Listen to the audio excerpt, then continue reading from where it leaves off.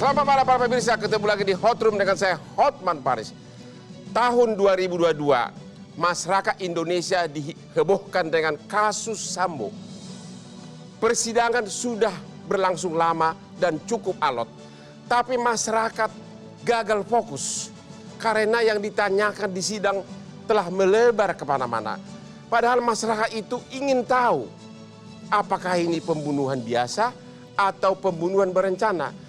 Dan kalau ini pembunuhan biasa atau berencana, apa motivasi dan apa yang membuat Sambo emosi?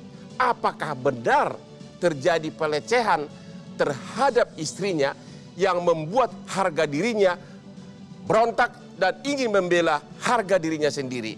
Inilah Hot Room, catatan hukum 2022, kasus Sambo.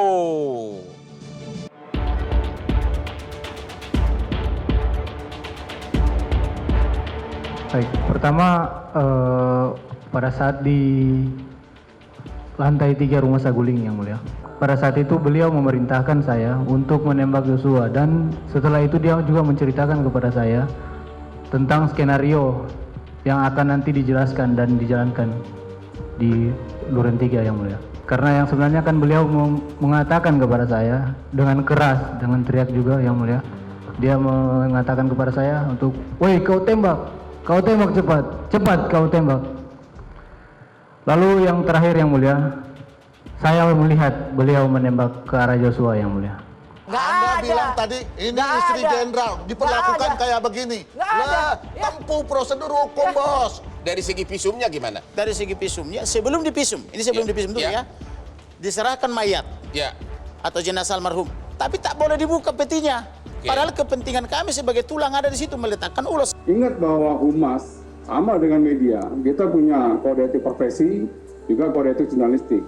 Kita menyampaikan segala sesuatu berdasarkan fakta dan data dari sumber yang kredibel. Nah, pertanyaannya, waktu ikut menembak, penembakan itu apakah setelah mati atau sebelum dia mati? Kami takut, Bang.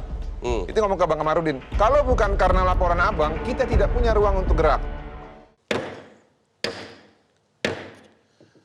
Sebelum kita mulai acara ini, tanpa kopi kesayangan saya ini, urat saraf saya nggak bisa bekerja dengan baik. Aduh, kopi ternikmat. Oke, Pak Febri, pertanyaan saya begini. Setelah bersidang sekian lama, apa pembelaan saudara dan sikap tim kuasa hukum? Apakah ada beberapa alternatif nih? Satu, bahwa Sambo hanya menyuruh hajar, tidak menyuruh membunuh. Yang kedua, pembunuhan biasa tanpa ikut menembak. Yang ketiga, pembunuhan biasa tapi ikut menembak. Atau pembunuhan berencana. Apa sikap dari tim kuasa hukum? Dan yang kedua, apa bukti bahwa memang benar-benar Sambo itu emosi karena istrinya diperkosa? Silakan. Yang pertama, sudah 55 orang saksi yang diperiksa. Kemudian sampai dengan hari ini kami identifikasi sudah 11 ahli yang diperiksa. Dan menurut kami semakin terang persoalan yang muncul di fakta persidangan. Pertama, sangat jelas terlihat bahwa ada faktor emosional. Faktor emosional yang sangat intens yang terjadi di Rumah Saguling di lantai 3 sebelum peristiwa penembakan terjadi di rumah Duren 3. Emosi Sambo maksudnya? Ya, Pak Ferdi Sambo tentu saja. Yang kedua, sebenarnya pada saat itu ketika setelah Bu Putri menceritakan pada Pak Ferdi Sambo di lantai 3 Rumah Saguling, Pak Ferdi Sambo sudah coba ditenangkan oleh Bu Putri dengan mengatakan misalnya klarifikasi terhadap Joshua itu dilakukan malam saja. Kenapa? Karena pada saat itu, sore itu, ada undangan dari mantan Kapolri untuk main bulu tangkis di Depok. Meskipun memang Pak Ferdi Sambo juga tidak concern pada saat itu, tapi itulah arahan atau itulah ucapan yang disampaikan oleh Bu Putri. Tapi yang terjadi adalah ketika Pak Ferdi Sambo jalan ke Depok lewat di depan rumah Duren 3, ia melihat dari kejauhan ada Joshua di sana.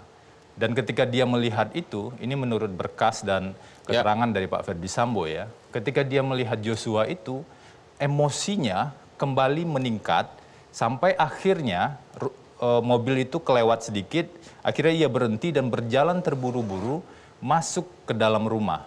Itu fakta yang muncul di persidangan. Kemudian di dalam rumah, nah ini ada perbedaan antara keterangan Richard Eliezer dengan beberapa saksi yang lain. Di dalam rumah sebenarnya yang dilakukan oleh Pak Ferdi Sambo adalah klarifikasi terhadap Joshua, meskipun tensinya sangat tinggi pada saat itu ya, misalnya dengan mengatakan kamu tega sekali dengan saya, tega sekali dengan ibu, dan ada jawaban yang dipandang sebagai respon yang tidak, yang justru kesannya nantang begitu. Di sanalah dalam kondisi emosional intens itulah ada kata yang disebut hajar cat. Jadi itu menurut Pak Ferdi Sambo dan beberapa saksi. Itu poin kedua ya Bang ya, fakta yang saya sampaikan tadi. Poin ketiga, dari berkas yang ada dan dari bukti-bukti yang muncul di proses persidangan, kami mengidentifikasi ada 4 bukti terkait dengan adanya dugaan kekerasan seksual di Magelang. 4 bukti apa? Pertama tentu saja dari keterangan korban. Korban? Bu Putri. Meskipun pasti ada perdebatan, apakah keterangan satu orang korban itu bisa digunakan? Menurut kami tentu harus dilihat kesesuaian dengan bukti yang lain. Yaitu? Kemudian ada kesesuaian dari bukti surat, hasil pemeriksaan psikologi forensik yang menyatakan secara jelas setidaknya ada beberapa poin. Pertama, keterangan Bu Putri tersebut konsisten, ini psikolog yang bilang ya.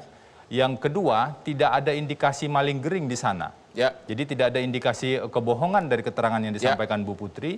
Dan yang ketiga, keterangan yang disampaikan Bu Putri tersebut berkesesuaian dengan indikator keterangan yang kredibel. Nah, yang keempat, ada satu poin yang disampaikan oleh psikolog forensik, bahwa kondisi traumatik yang diakibatkan oleh peristiwa di Magelang tersebut masih terjadi dan ada rekomendasi untuk ditindaklanjuti untuk proses pengobatan dan lain-lain. Itu tadi bukti kedua, Bang. Bukti ketiga apa? Nanti ada keterangan ahli. Kalau hasil pemeriksaan forensik adalah bukti surat menurut KUHAP, ada satu keterangan ahli. Psikolog yang melakukan pemeriksaan itu dan agenda pemeriksaannya adalah dilakukan pada hari Selasa, tanggal 20 Desember tahun 2022. Itu bukti ketiga. Bukti keempat adalah ada serangkaian bukti petunjuk atau yang ada yang juga menyebut dengan circumstantial evidence, saksi-saksi yang melihat pasca peristiwa di dalam kamar. Betul bahwa kita tidak mengetahui apa peristiwa yang di dalam kamar. Hanya satu keterangan Bu Putri. Tapi ada fakta di luar kamar ketika Bu Putri ditemukan tergeletak setengah pingsan di dekat kamar mandi. Oleh saksi? Oleh 2 orang saksi, yaitu Susi dan Kuat Ma'ruf. Dan bukan hanya mereka berdua. Ada satu saksi lagi terkonfirmasi di sidang, Richard Eliezer. Pada saat itu setelah Bu Putri dibawa ke dalam, Bu Putri menelpon Richard dalam keadaan menangis dan kemudian meminta Richard segera kembali ke rumah karena ada situasi yang terjadi di rumah. Itu saya baca di BAP. Jadi ada 4 bukti yang kami identifikasi. Sehingga kalau ada yang mengatakan bahwa dugaan kekerasan seksual di Magelang hanya didukung oleh satu keterangan Bu Putri, kalau mereka membaca berkas, seharusnya mereka berpikir Terima kasih. berbeda. Pak Komjen Pol Susno, Bapak ini kan mantan Kabareskrim. Selama hidupnya tahu tentang penyidikan. Dari pengamatan Bapak persidangan, ini pembunuhan biasa menyuruh nembak atau tidak menyuruh nembak, hanya menyuruh menghajar, atau pembunuhan berencana? Kesimpulan pribadi saya, karena saya tidak terlibat sebagai penyidik, tapi berdasarkan pengalaman, kemudian berdasarkan pengetahuan hukum yang saya miliki, bahwa hasil persidangan, kesimpulan saya perkara ini melebar. Melebarnya kemana? Lebih banyak kepada hal-hal di luar konteks. Di luar konteks pembunuhan direncanakan. Misalnya dan ini anak bungsu Sambo, anak siapa? Begitu ada pertanyaan. Itu kemudian pertanyaan hakim kelihatannya kan lebih banyak mengarah kepada motif daripada ini. Oke, Bapak belum jawab tadi. Kalau begitu kesimpulan Bapak apa? Apakah Sambo itu hanya suruh menghajar? Apakah pembunuhan biasa ikut menembak? atau pembunuhan berencana? Kesimpulan saya Sambo terlibat. Terlibat, oke. Sambo menyuruh. Menyuruh? Ya, karena dia menyuruh maka dia otaknya. Persoalannya apakah menyuruh membunuh atau menyuruh memberi pelajaran. Ini yang debatable. Satu Pak yang saya takutkan. Ya. Perkara ini diserahkan oleh jaksa penuntut umum kepada pengadilan tanggal 10 Oktober. Ya. Hakim hanya berwenang menahan 90 hari. Ya. Sedangkan perkara ini berarti tanggal 10 Januari atau 9 Januari sudah habis kewenangan hakim. Ya. Kalau ini hanya berdebat dia begitu saja, maka mau tak mau demi hukum terdakwa lima-limanya harus dibebaskan. Ya. Nah ini yang kita khawatirkan. Tolong dijawab singkat Pak. Jadi Bapak belum bisa menyimpulkan sementara bahwa ini pembunuhan berencana atau tidak? Belum bisa? Yang bisa menentukan adalah hakim. Bapak pribadi? Dan saya secara pribadi kalau melihat ini dari peristiwa Saguling sampai dengan peristiwa ini direncanakan. Oke, itu. Yang kedua, kesimpulan sementara bahwa ada pelecehan seksual dari hasil persidangan? Kalau sampai sekarang saya belum bisa menentukan itu. Karena kita kan harus berdasarkan bukti. Tergantung Pak Febri Diansah mengangkatnya nanti, apakah beliau bisa mengumpulkan ini. Tadi beliau katakan belum bisa dikemukakan di sini.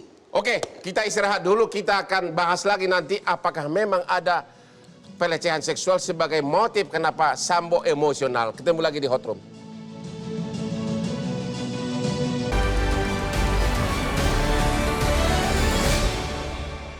Apa bukti bahwa memang benar-benar Sambo itu emosi karena istrinya diperkosa? Ada faktor emosional sebelum peristiwa penembakan terjadi di rumah Duren Emosi 3. Sambo maksudnya? Ya Pak Ferdi Sambo tentu saja. Ketemu lagi di Hot Room. Pak Reza Indragiri, apakah pendapat psikolog ini bisa dipercaya untuk menghukum seseorang? Jadi ketika ada hasil pemeriksaan non-hukum dihadirkan ke dalam proses hukum, maka di ruang penegakan hukum, spesifik ruang sidang itu ada 3 persoalan yang harus dikupas tuntas. Pertama terkait etik, yang kedua terkait metode, dan yang ketiga terkait admissibility. Itu seberapa jauh hasil pemeriksaan non-hukum tersebut akan diterima oleh majelis hakim. Apakah kalau kemudian diterima diamini atau tidak, masuk dalam pertimbangan putusan atau tidak, itu admissibility. Nah, per hari ini, sepengetahuan saya, belum ada satupun ketentuan atau aturan main. Baik itu terkait penggunaan poligraf atau hasil pemeriksaan psikologi forensik seperti apa di Indonesia. Dengan kata lain, saya membayangkan, andaikan hasil pemeriksaan instrumen-instrumen tersebut diajukan ke majelis hakim, boleh jadi majelis hakim di ruang sidang A akan punya penyikapan dengan majelis hakim di ruang B. Berbeda. Karena belum ada ketentuan yang mengikat bahwa mereka harus menerima atau menolak. Jadi sangat-sangat individual sifatnya. Nah, atas dasar itu, maka kemungkinan bahwa hasil pemeriksaan entah itu apsifor atau hasil pemeriksaan poligraf diterima oleh majelis hakim atau tidak, kita tunggu persidangan. Tapi prediksi saya, majelis hakim akan memberikan kesempatan bagi seluruh pihak untuk mendalami, untuk mencermati sekaligus mengkritisi hasil pemeriksaan non-hukum tersebut. Pertanyaan saya, khusus kita membahas kasus PC, sepertinya tim kuasa hukum sangat menggantungkan antara lain dari pemeriksaan psikolog forensik. Pendapat Bapak bagaimana? Apakah itu bisa membuktikan bahwa PC itu memang korban? Urutan berpikirnya begini Pak Hotman. Pertama ini dari perspektif psikologi ya. Pertama adalah mengetahui secara pasti terlebih dahulu. Definitif ada atau tidak trauma itu. Karena kalau trauma itu tidak ada tapi diada-adakan, maka ini malingering alias pura-pura sakit. Itu satu. Yang kedua, andaikan dipastikan bahwa memang ada traumanya, ada guncangan kejiwaannya, maka apakah trauma itu semata-mata diakibatkan oleh perkosaan? Bukan oleh hal yang lain. Kalau ada trauma? Belum tentu karena perkosaan. Ada tembak-menembak, ada pertengkaran dengan pasangan, dan seterusnya. Itu juga bisa mengakibatkan trauma. Jadi sekali lagi, pertama trauma, yang kedua adalah memastikan dari hasil pengamatan Bapak selama persidangan ini, kira-kira pendapat Bapak pribadi yang mana? Kompleksnya adalah, poin nomor 2, memastikan ada tidaknya perkosaan atau tidak. Selama ini yang saya ketahui, tidak pernah ada visum yang mengatakan atau menyimpulkan apakah PC diperkosa atau tidak diperkosa. Emang kalau sudah ibu-ibu, apanya yang divisum kalau diperkosa? Itu urusan kedokteran. Dan yang ketiga, kalau memang traumanya diakibatkan oleh perkosaan, bukan oleh yang lain, siapa gerangan pelakunya. Yaitu tahap-tahapan berpikirnya. Dari 3 alternatif yang Bapak baru berikan, saya sekarang tanya kepada pendapat Bapak pribadi setelah mengamati persidangan. Yang mana yang relevan dari 3 alternatif tersebut? Ketiga itu relevan. Maksudnya arahnya kemana? Apakah ada perkosaan atau tidak ada perkosaan begitu? Ya. Yang bisa menyimpulkan secara definitif ada atau tidak perkosaan itu adalah sekali lagi kedokteran. Tetapi kalau meraba-rasakan berdasarkan dari satu sesi ke sesi persidangan berikutnya, ada beberapa tindak tanduk dan perkataan PC ini yang bertentangan atau bertolak belakang dengan profil korban perkosaan. Misalnya, bahwa dikabarkan sesaat setelah terjadi peristiwa yang disebut sebagai perkosaan tersebut, justru PC meminta dihadirkan mendiang Brigadir Yosua, kemudian mereka berbincang selama kurang lebih 15 menit, 4 mata, tidak dihadiri dari pihak lain. Ya. Nah, bagaimana kemudian psikologi forensik mencoba membaca itu? Mari kita coba telaah, kita coba pahami tahap demi tahap proses pemulihan seseorang pasca diperkosa. Ya. Jadi saya tidak bicara trauma pada umumnya, tapi trauma akibat perkosaan. Ada 3 tahap, Pak Adwan. Pertama, korban perkosaan, agenda pertama yang paling mendesak adalah mengatasi ketakutan-ketakutannya. Ya. Itu pertama. Yang kedua, andaikan tahap pertama tadi bisa dilewati dengan baik, masuk ke tahap kedua, yaitu membangkitkan atau memulihkan kembali ingatan-ingatan tentang peristiwa traumatis. Kalau tahap kedua juga bisa dilalui dengan tanda petik sempurna, barulah masuk ke tahap ketiga, yaitu reconnecting to others. Bagaimana korban membangun kembali relasi sosialnya. Bisa kita bayangkan relasi sosial yang dimaksud adalah relasi sosial yang sifatnya suportif, mendukung, memberikan kepercayaan, siap memberikan pertolongan dan seterusnya. Nah sekarang mari kita bernalar. Ada orang yang baru saja mengklaim diperkosa, tapi tidak butuh waktu, tidak butuh hitungan tahun, tidak butuh hitungan bulan, tidak butuh hitungan minggu, tidak butuh hitungan jam, tapi hanya beberapa menit seolah-olah dia langsung masuk ke fase ketiga, yaitu reconnecting to others, membangun kembali relasi sosial. Yang notabene membangun relasi sosial di situ adalah dilakukan dengan orang yang baru saja dia sebut termasuk yang pulang sama-sama dari Magelang ke Jakarta, apakah itu pertimbangan juga? Itu tadi saya katakan, ada sejumlah tindak tanduk dan perkataan PC ini yang justru bertolak belakang dengan profil korban. Jadi kesimpulan Bapak sebagai ahli apa sementara loh? Per hari ini saya sanksi akan adanya peristiwa kejahatan seksual tersebut. Oke. Sekarang Pak Sofian, setelah melihat bukti-bukti yang 3 ini ada persidangan, Anda sebagai ahli pidana, apa pendapat Anda pribadi?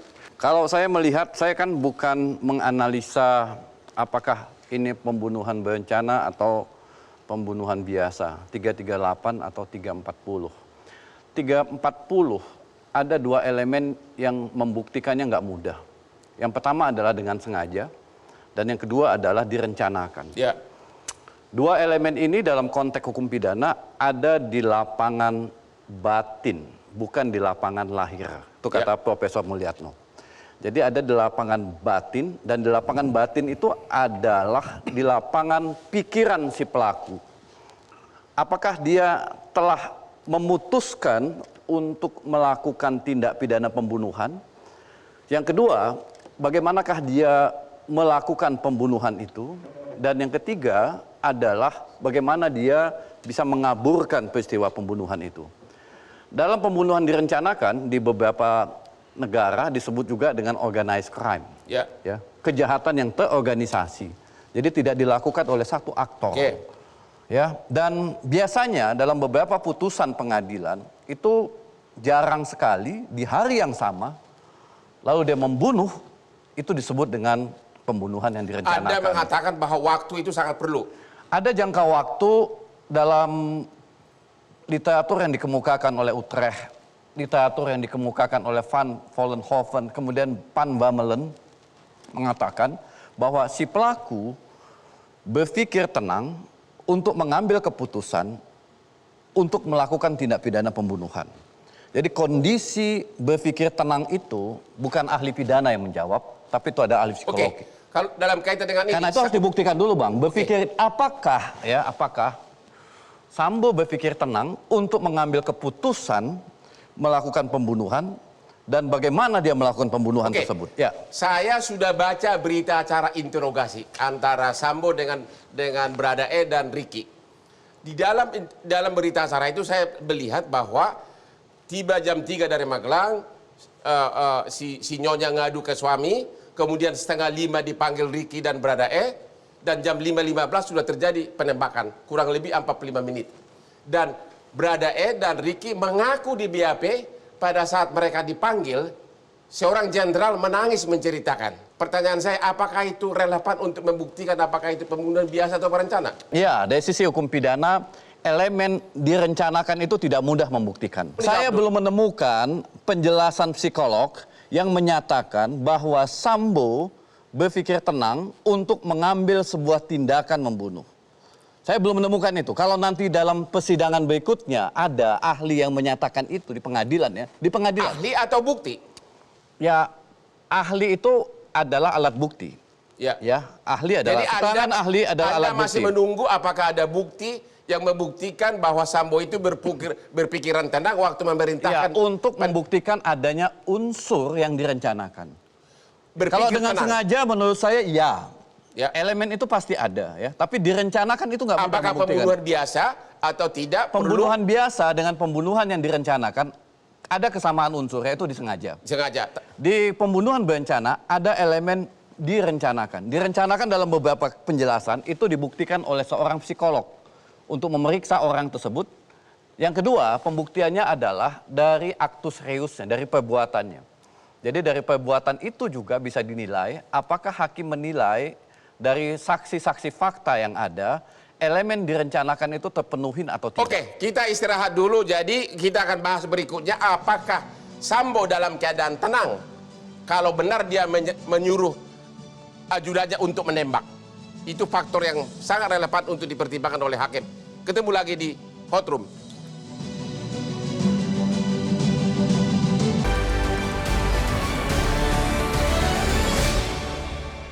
Per hari ini saya sanksi akan adanya peristiwa kejahatan seksual tersebut. Untuk membuktikan adanya unsur yang direncanakan. Kalau dengan sengaja menurut saya ya. Elemen itu pasti ada ya. Ketemu lagi di Hot Room. Diskusi hanya bisa lancar kalau sudah minum kopi kesukaan Hotman Paris. Aduh, enak banget nih Pak Susno. Mantap. Pak Febri, tolong jawab singkat. Tadi ahli pidana kita mengatakan, Ahmad Sofian mengatakan bahwa mutlak unsur tenang bagi Sambo agar bisa disebutkan pembunuhan berencana. Unsur tenang itu waktu menyuruh harus ada. Apakah Sambo pada waktu itu tenang atau tidak? Jadi pertama dari fakta sidang ya yang kami lihat itu tidak menyuruh menembak sebenarnya. Kalau menurut versi Pak Ferdi Sambo dan ada satu saksi yang melihat secara langsung ya. Menyuruh hajar gitu kan? Hajar meskipun Richard bilang tembak. Gitu. Tenang atau tidak saat itu? Itu yang pertama. Yang kedua, setelah mendengar cerita dan uraian dari Bu Putri di rumah Saguling, itu dari bukti yang kami lihat di fakta sidang tidak ada satupun bukti yang mengatakan bahwa Pak Ferdi Sambo bisa menguasai diri dengan tenang pada saat itu. Bahkan ketika mau lewat di depan rumah Duren 3, awalnya kan sebenarnya bukan ke rumah Duren 3, awalnya mau ke Depok tapi lewat di depan rumah Duren 3.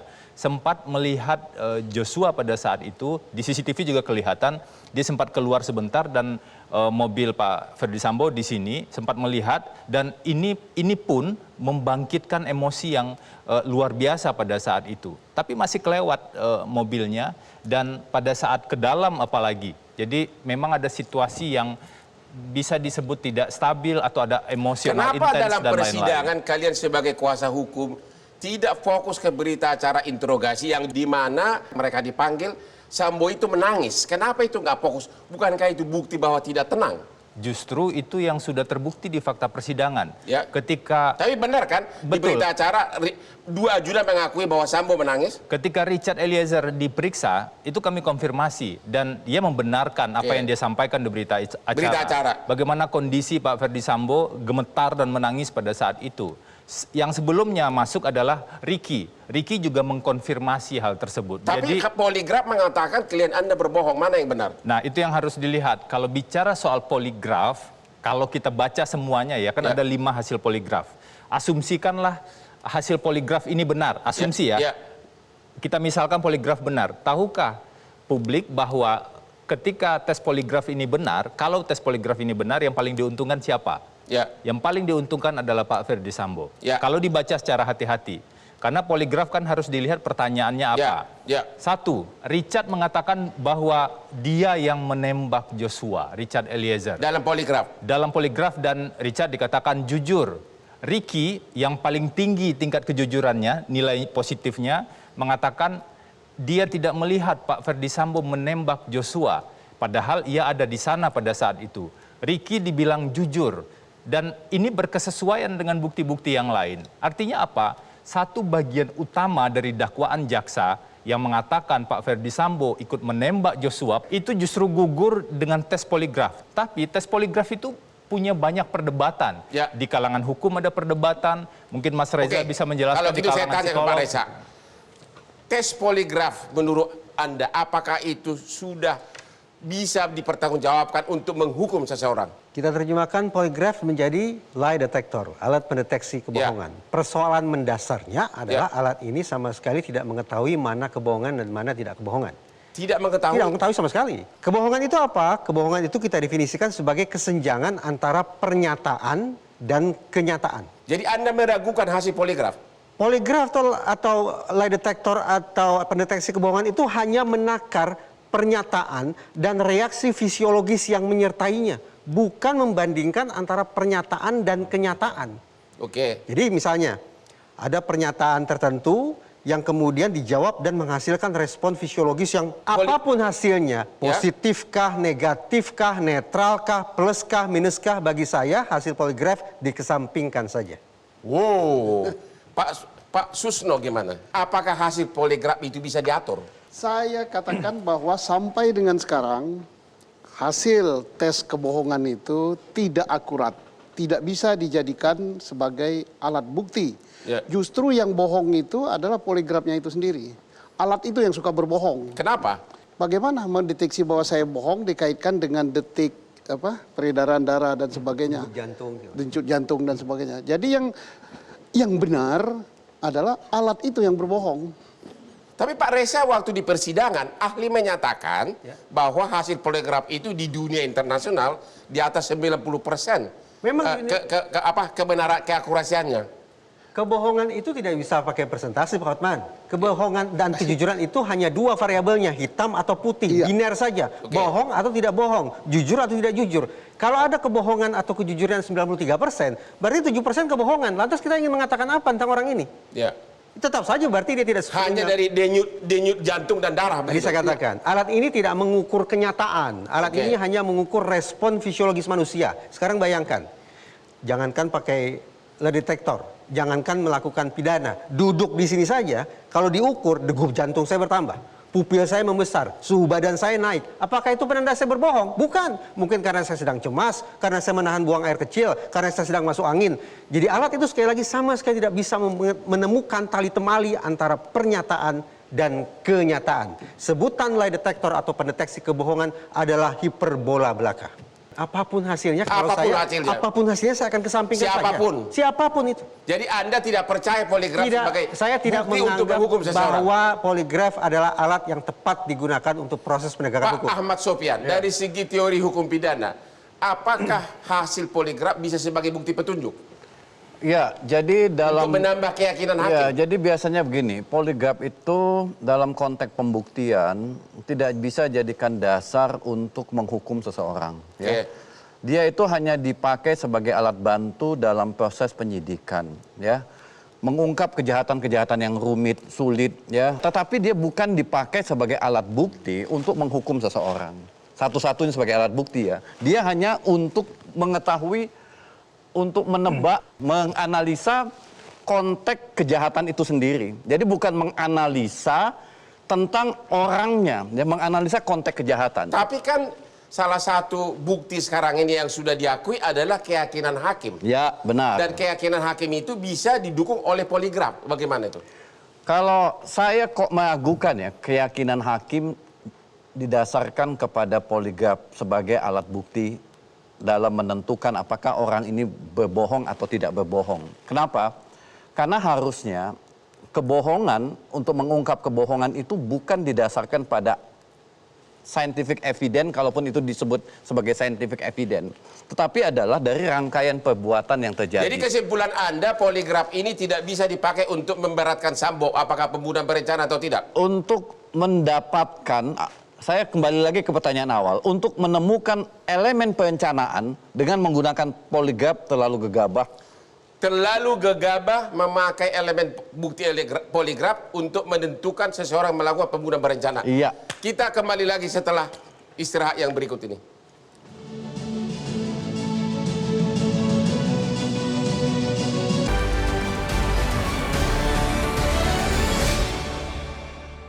Saya katakan bahwa sampai dengan sekarang hasil tes kebohongan itu tidak akurat. Bagi saya hasil poligraf dikesampingkan saja. Sebutan lie detector atau pendeteksi kebohongan adalah hiperbola belaka. Wow. Kita lagi di hot room.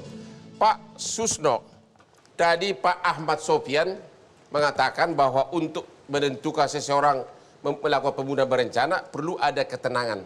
Tapi Anda tadi mengatakan lebih cenderung ini pembunuhan berencana kasus Sambo. Mana yang benar? Oke, kita bertolak pada hukum. Ya. Unsur daripada pembunuhan berencana tidak ada ketenangan. Tetapi untuk mendapatkan apakah betul dia merencanakan atau tidak, nah itu tadi syarat daripada keilmuan ketenangan. Ya. Tapi tidak menjadi unsur di dalam hukum. Di dalam hukum itu, pembunuhan direncanakan itu barang siapa dengan sengaja melakukan pembunuhan dengan direncanakan bla bla bla. Ya. Nah, baru berdasarkan teori. Perencanaan itu apa sih? Teorinya itu teori. Nah, tapi perencanaan itu bisa dibuktikan dengan perbuatan. Nah, perbuatan apa?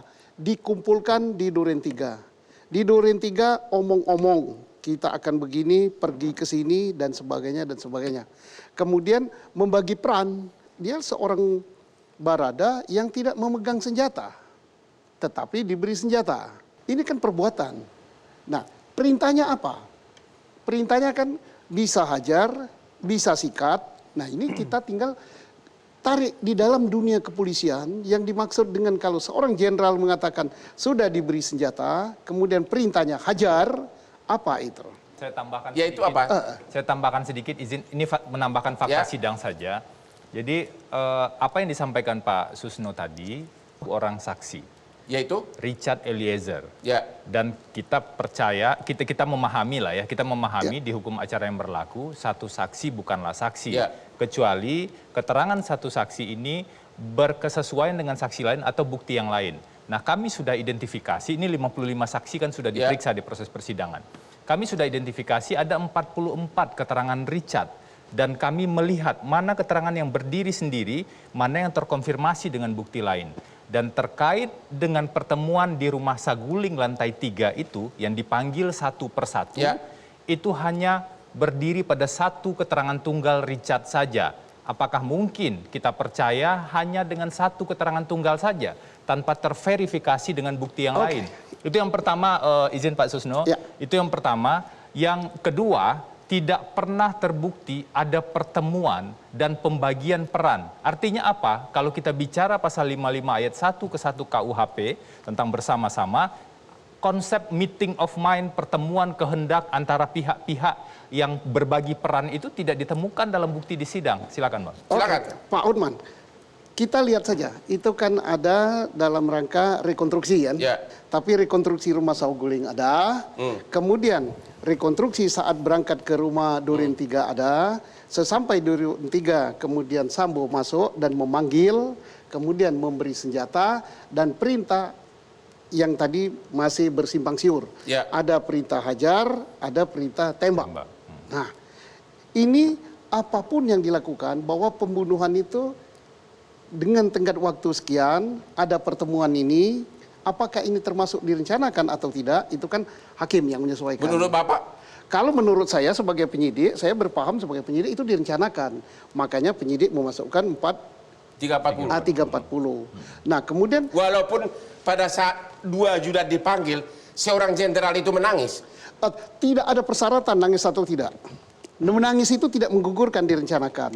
Nah, tapi kan kewajiban bagi pada pengacara atau advokat untuk mencari apakah betul atau tidak unsur perencanaan itu dimasukkan dalam rangka menegakkan kebenaran dan keadilan itu is okay. Pak Reza, hakim yang akan menimbang. Apakah memang orang merencanakan itu harus dalam keadaan tenang secara kejiwaan? Saya kesampingkan kata ketenangan. perencanaan dalam pengertian psikologi adalah kalkulasi. Ya. Spesifik pembunuhan berencana ada 4 unsur yang harus dinilai, yang harus ditakar sebetulnya. TIRR, target. Targetnya harus ada. Tidak boleh meleset, tidak boleh salah sasaran. Yang kedua insentif. Sebetulnya pembunuhan ini, kalau ini disebut sebagai pembunuhan, tujuannya apa? Insentifnya apa? Manfaat apa yang ingin dicapai? Yang ketiga adalah sumber daya. Kita ingin habisi orang ini dengan instrumen apa? TKP-nya di mana? Alat senjata apinya seperti apa? Pakai sarung tangan atau tidak? Dan seterusnya. Itu bicara tentang sumber daya. Yang keempat adalah resiko. Pasca aksi pembunuhan dilakukan, kita harus melakukan apa untuk menghindari resiko? Kalau majelis hakim menilai bahwa 4 unsur atau 4 elemen ini ada di dalam kepala terdakwa, maka bundar sempurna. Ini menurut Anda dari pengamatan selama persidangan? Sepanjang apa yang bisa saya simak dari media massa, maka saya memandang per hari ini 4 elemen ini tersedia. Cenderung untuk mengatakan perencanaan itu ada. Bang Hotman, mungkin saya tambahkan sedikit. Jadi kalau kita lihat sebuah kasus pembunuhan, apalagi pembunuhan berencana, itu tidak bisa hanya dilihat dari kacamata hukum. Saya setuju soal itu. Karena itu, kalau dalam diskusi kami dengan para ahli kriminolog, ada beberapa faktor yang harus dilihat, Bang Hotman. Satu, bukan hanya peristiwanya tapi karakteristik individunya. Apakah individu tersebut melakukannya dalam keadaan tenang atau tidak? Kenapa ini penting? Karena ini diambil dari apa yang disebut dengan MVT. Kenapa pasal 340 itu lahir di Belanda pada saat itu? Tenang itu nggak peduli. Itu boleh-boleh saja, itu pendapat dari psikolog. Kalau kita kan harus melihat pasal 340 itu dulu dibahasnya di parlemen Belanda itu seperti apa. Dan bagaimana pendapat pihak yang membahasnya. Memang kondisi tenang itu disyaratkan di sana untuk mulai dari merencanakan, mengevaluasi sampai dengan melakukan. Sebenarnya dari putusan-putusan pengadilan, apakah ini pembunuhan berencana atau ini pembunuhan yang spontan? Itu yang pertama, karakteristik individu perlu dilihat. Yang kedua, motif. Apa sebenarnya yang melatar belakangi? Seorang suami, seorang jenderal bintang 2 mendengar istrinya mendapat perlakuan tidak senonoh dan kemudian terpicu emosinya pada saat itu sudah terbukti di proses persidangan. Yang ketiga, ternyata kriminolog juga melihat faktor peran dari korban. Karena di teori kriminologi kita bisa lihat kontribusi korban sejauh mana. Dan itu juga digali dalam proses persidangan. Dan keempat, subkultur yang mempengaruhi seseorang dalam bertindak. Orang-orang yang diajarkan memelihara atau menjaga harga diri sedemikian rupa, ketika dia mendapatkan fakta, mendengar bahwa istrinya mendapat perlakuan yang tidak senonoh dari pihak yang dipercaya, dan fakta-fakta ini bukan hanya dari kami, penasihat hukum. Kami justru menemukannya dalam berkas perkara. Salah satunya dari hasil pemeriksaan psikologi forensik. Kalau begitu, setelah sidang berlangsung cukup lama dan alot, harapannya putusannya apa? Harapannya aja dulu.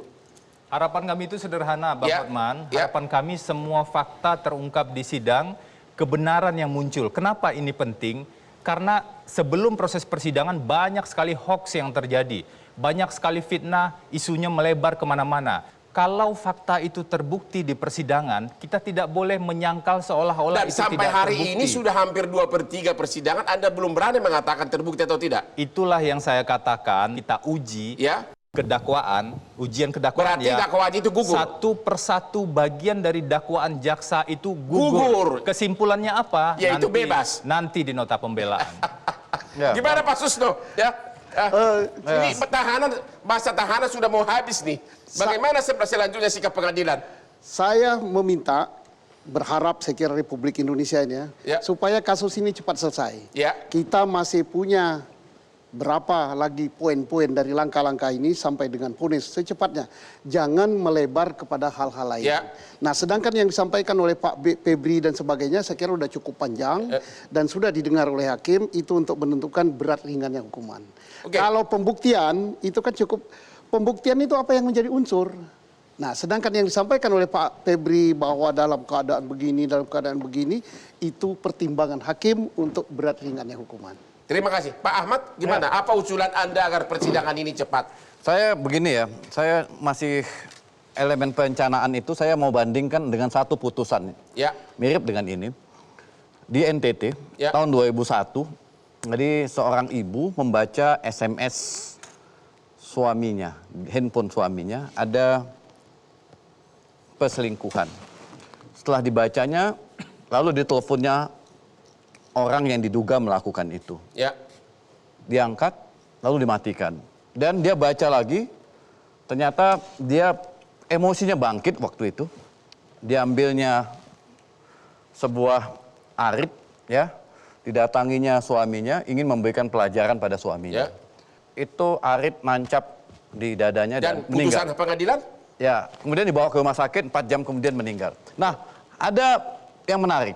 Di tingkat pertama, hakim punya keyakinan ini adalah pembunuhan berencana. Ya.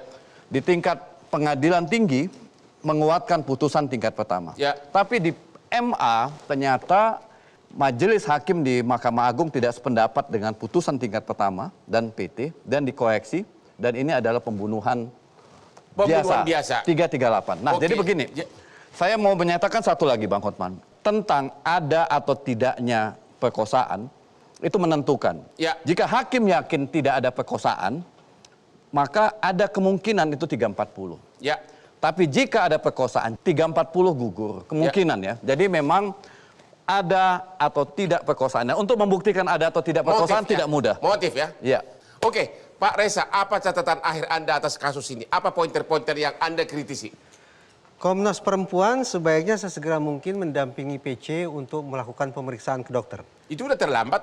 Untuk memastikan apakah ada jejak-jejak perkosaan atau tidak. Oke. Karena kalau memang betul-betul PC adalah korban perkosaan, maka paling tidak PC pantas untuk mendapatkan restitusi dan kompensasi. Oke. Itu pertama. Tapi sebaliknya, kalau ternyata hasil pemeriksaan menunjukkan bahwa PC tidak diperkosa, maka ini adalah false accusation. Ya. Ini adalah tuduhan palsu, tuduhan mengada-ngada. Ya. Maka ada persoalan pidana berikutnya yang harus siap untuk dia tanggung. Jadi Anda sebagai ahli kejiwaan belum bisa menyimpulkan dari hasil persidangan apakah PC itu bohong atau tidak. Tadi saya katakan, kecenderungannya per hari ini saya menangkap gelagat tanda-tanda perilaku tindak tanduk perkataan yang berbeda dengan profil korban perkosaan. Dengan pandangan seperti itu, maka saya sanksi bahwa ada kejahatan seksual sebagaimana dituduhkan oleh PC terhadap mendiang Brigadir Yosua. Terima kasih kepada Pak Reza. Oke, kita akhiri diskusi kita malam ini dengan kesimpulan, mudah-mudahan persidangannya bisa berjalan sangat cepat sesuai dengan jangka waktu yang ditentukan oleh KUHP, dan juga mudah-mudahan benar-benar bisa dibuktikan oleh hakim apa motivasi sebenarnya, karena dimanapun tidak ada pembunuhan tanpa motivasi. Demikianlah akhir dari diskusi kita malam ini. Jangan lupa menonton Hot Room di Metro TV tiap hari Rabu jam 10 malam.